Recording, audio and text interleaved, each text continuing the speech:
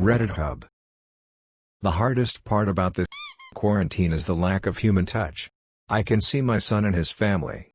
I talk to them on the FaceTime every day. But my granddaughter is 6 years old, which means she's changing all the time. Just a couple of days ago, I asked if she wanted me to read her the Mulan picture book she's always enjoyed. She shrugged. Not really. I don't like Mulan. My head spun. It takes longer to recover from it than it used to. Are you okay, Grandpa? Yes, Melosi, I lied. When did you stop liking Mulan? I thought she was your favorite princess. She looked away from the camera, bored. I don't know. Since forever, I guess. Children are eternally frustrated by their perceived powerlessness over the adults in their lives. They have no idea that their ability to devastate us is absolute. Later that night, I left the book in the attic. I keep a box up there. It's filled with things that I don't want to throw away, but I'm perfectly aware that I'll never use again. My son will likely put that box in a dumpster after I die. I had been part of her life for 1,913 consecutive days before it suddenly became too dangerous for a person as old as me to be around his family. It was certainly hard for all of us. But they had moved forward. I had other books, though, and was very grateful she hadn't outgrown Where the Wild Things Are. Hell, I hadn't outgrown it. She was by herself in the bedroom, almost ready to go to sleep, when I noticed the man in the corner. My heart rate skyrocketed. The wild rumpus had just begun. I couldn't afford to stop reading. Grandpa? Why are you breathing funny? Melosi asked in confusion. The curtain fluttered. A floor-to-ceiling curtain hung next to her bed, and it was unmistakably hiding the form of a tall figure. As I watched, a weathered hand grabbed the edge and pulled it closer in a clear attempt to hide itself. He was listening. I could not let him know that I'd seen him. My granddaughter's life depended on it. But my pulse would not come down. I'd lived bigger lies than this. I cleared my throat. Melosi, when someone gets to be my age, they're proud just to be breathing at all. I chuckled. She didn't laugh. But I sounded completely calm, even if my heart wouldn't cooperate. I was sweating when I got to the part where the monsters were begging Max to say, declaring that we love you so. I had one eye glued to the man in the corner. Yet was giving an Oscar-worthy performance. But time was short. I could not tell Melosi to get her parents. He'd grab her before she left the room. I was using my cell to speak with her, and I didn't have a computer or a landline. You'll never need it, my son had said before pressuring me to cancel the service. So there was no way to call for help. I had to keep her on the line. The curtain rustled again. The man was getting antsy. And why not? He was clearly waiting for her to go to bed so that he could strike. The only thing in his way was my bedtime story. My pulse quickened. I felt like I was floating. I had a bottle of Sectril in my bathroom. It wouldn't fix my heart, nothing would. Because there's no warranty on body parts that will eventually burn or rot, but it would calm me enough to get through the next few minutes with a clearer head. But I'd have to get up and walk to the bathroom. I'd have to break my concentration. The toe of a dirty, black boot slid out from behind the curtain. I didn't have time for Sectril. I didn't have much time at all. And, I crooned evenly, it was still hot. I didn't want to close the book, because that meant my plan was finished. I had nothing left. I closed the book. A bulge rolled down the curtain. The man was running his fingers along the fabric, itching to get out. Melosi yawned. Do you have one more story, Grandpa? I swallowed. I'm not sure where my Mulan book is, so. Okay, she sighed. Good night. She reached forward to turn off the phone while the curtain behind her twitched. Wait, I instructed calmly. She paused. We don't choose the hand we're dealt, that's for damn sure. But when you've only got one card left, you play it like you've got the keys to the goddamn kingdom. I closed my eyes, breathed out, then opened them and stared directly at her. Melosi, you need to listen very carefully and not waste a second. There's a man behind your curtain who's about to come out and hurt you. Don't call for your mom or dad, because there isn't time for them to save you. You need to focus. Close your eyes. Be happy. Relax. What makes you shine the brightest? She blanched. Then she closed her eyes.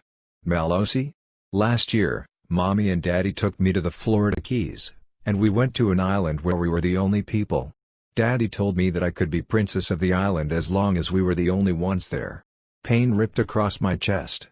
I was supposed to have gone with them, but my doctor restricted travel on account of my recent hypertension diagnosis. They went without me and had the vacation of their lives. A hand with dirty fingernails pulled the curtain back. I projected calm. "You are a princess, Malosi. Remember that." I smiled. A man emerged from the shadows. The phone shook as my hand trembled. "Is he behind me, Grandpa?" she whispered. "Yes," I answered in a voice that was barely audible. He was wearing a black fisherman's hat that obscured his face. A long trench coat covered most of his body. His filthy hands were the only exposed flesh. I forced a smile. "You remember that you can be a princess, you can be whatever you want, and no one can tell you any different as long as you don't believe them. You understand?" His boot hit the ground with a clunk. She froze. "Malosi. Do you understand me?" Clunk. She blinked once, pursed her lips, and nodded. Then calm settled on her face, and she smiled. "A girl is a princess if just one person who loves her says so. Do you see that? You will always be a princess to me, Malosi." Clunk. Always. A peace came over her, and in that moment, it would not have been realistic for me to ask for anything more. I drew in a shuddering breath. I realized that within a few seconds, I had watched her grow up just a little bit. And I lost a small piece of myself to the mundane reality that we approached the end by dying in parts. Clunk. Clunk. "Now," I ordered softly. "You need to meet this, Malosi. It's not fair to ask this at your age, but I can't stop it now." She smiled calmly. Clunk. Then my granddaughter stood up, turned around, and faced the man in her room. He reached a dirty hand toward her as she closed her eyes. Then she kicked one leg out, her pink sock connecting against his knee with a sickening crack. The man screamed as his leg bent sideways and he pitched forward. Malosi raised a fist into the air. His momentum brought the full force of his fall into her tiny hand. He bounced off like a bottle rocket, sailing across the room and crashing against the opposite wall. Shattered plaster spiderwebbed around him, and he collapsed to the floor in a heap. Broken drywall and dust swirled down to cover the man, but he lay still.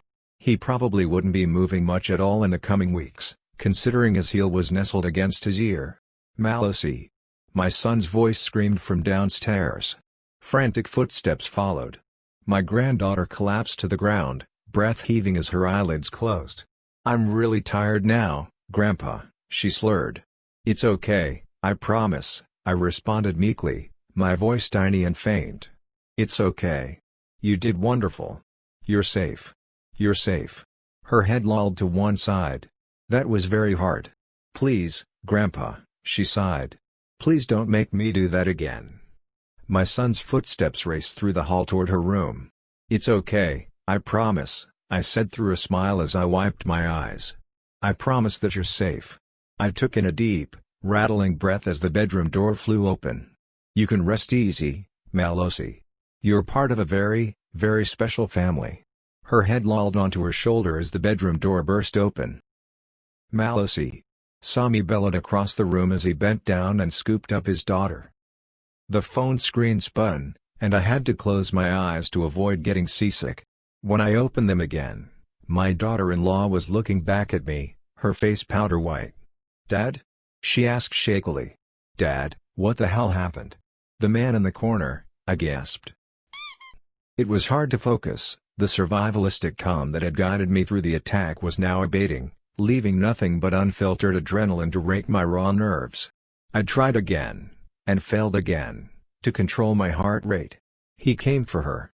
"Tina," I gasped, "there are more. I'm certain of it. You have to."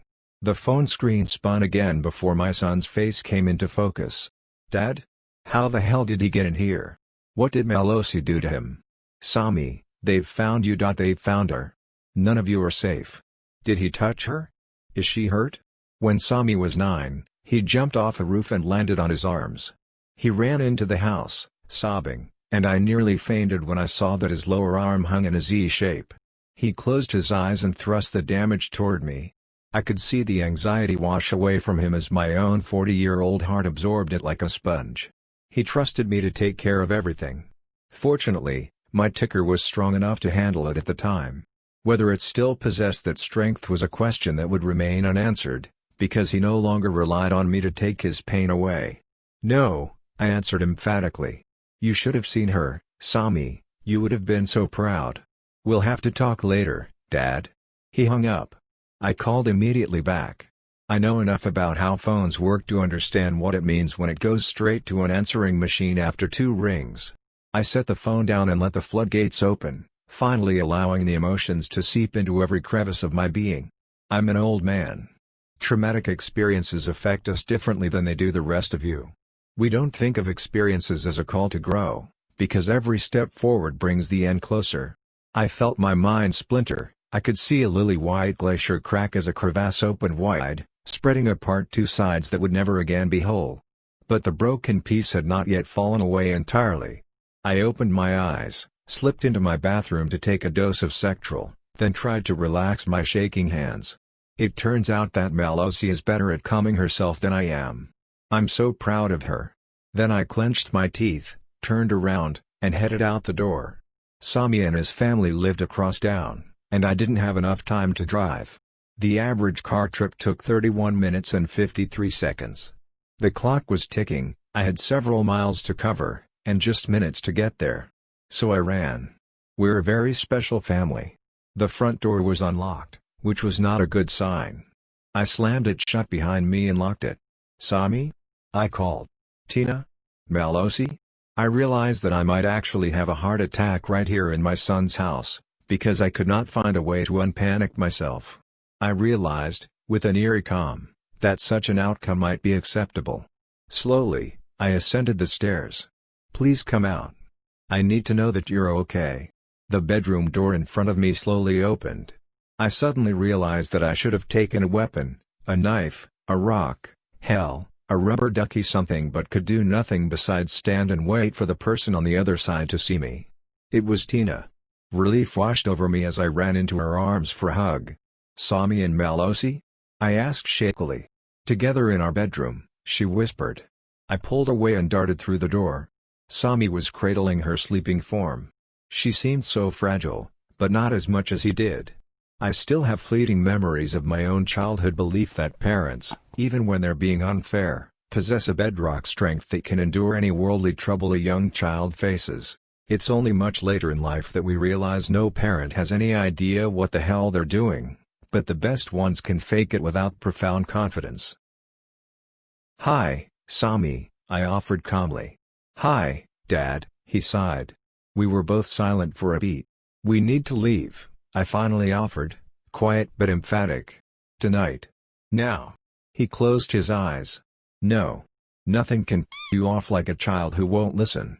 Especially if that child is a grown adult." My heart rate had never gone down, but now it was rising once more. "Sami," I responded louder than I intended, "there are some things we want but can't have. There are some things you need to let me decide for myself. You can't control what's happening. It was your choice when I was a child, it's my choice when I'm an adult. Then act like one." I snapped. I didn't plan on sounding angry, despite what came across. Malosi stirred in his arms. She would be awake soon. We both had so much to say, but were suddenly unable to navigate the silence. "What do they want from us?" Tina broke in softly. I looked over to where she stood, thin and waif-like, yet somehow more solid than either of us in the moment. "Do you not understand?" I pressed, panic starting to catch fire at the edges of my mind. "After everything, do you really not get what will happen if she's found? If we're all found? Dad, at a certain point we have to just live our lives, or the cure's worse than. They'll put her in the Harlequin heaven, Sami. Even at her age. And she will never, ever get out." I could hear the pulse in my ears at this point, but I stopped trying to resist it. "You too, Tina, but you'll never see your daughter again. I will end up dead in a lab, and you probably will too, Sami, and we'll be the lucky ones." I tried, and failed to be discreet about wiping away my tears of frustration. "We'd all be better off dead. I would certainly choose that fate for us if presented with the alternative." The silence that followed was powerful enough to feel on a physical level. Malosi broke it, nestling up against her father's shirt. "Daddy, I want to go to sleep." Tina looked up at me wide-eyed. "Dad, I understand what you're saying." Her eyes darted back and forth between Sami and me. We both do. Look, let's get a good night's sleep and have you back in the morning. We'll all be in a better position to decide our next move. I closed my eyes and clutched my hair in frustration. There's an unconscious man in the next room who came to kidnap Malosi. He was working for someone else who knows where we live. I opened my eyes. Have you checked to see if he's awake? Do you know if he's told anyone what happened? Tina and Sami glanced nervously at each other. You didn't call the police, did you? They definitely tapped your phones before making their move. If you made any calls since the attack, you just gave them all the information they need. Sami shifted uncomfortably as Malosi squirmed in his lap. Dad, there's no way they could have blocked our phones, and the police are better equipped too. I punched the wall in frustration. Do you not understand how powerful Delora is? Sami, it's already too late too.